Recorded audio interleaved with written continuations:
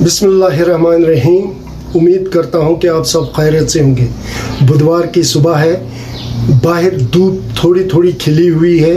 آپ سب کو پتہ ہوگا کہ آج رات بھر آسمان میں بجلی کڑکنے اور بادل گرجنے کے ساتھ ساتھ تیز ہوائیں بھی چل رہی تھی.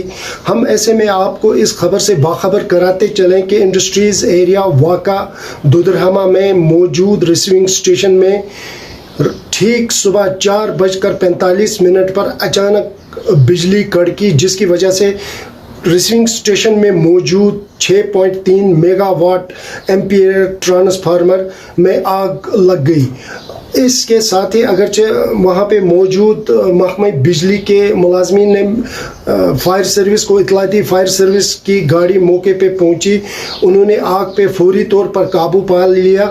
تاہم اس واردات میں 6.3 میگا واٹ ٹرانسفارمر کے ساتھ ساتھ HT/LT کی کیبلیں اور تاروں کو کافی نقصان پہنچا ہے.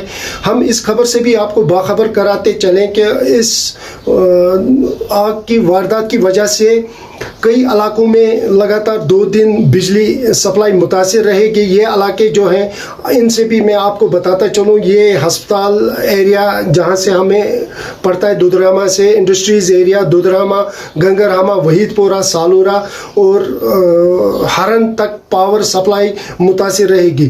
میں نے جب اس حوالے سے محکمہ بجلی کے حکام سے رابطہ کیا تو انہوں نے یہ بھی بتایا کہ ہنگامی اور ایمرجنسی اور تیزی میں کام کرنے کے باوجود بھی 2 دن لگاتار بجلی سپلائی ان علاقوں میں متاثر رہی ہے. ہم سے بنے رہنے کے لیے آپ کا شکریہ. میں ارشاد احمد, کشمیر عظمیٰ کے لیے, گاندربل سے.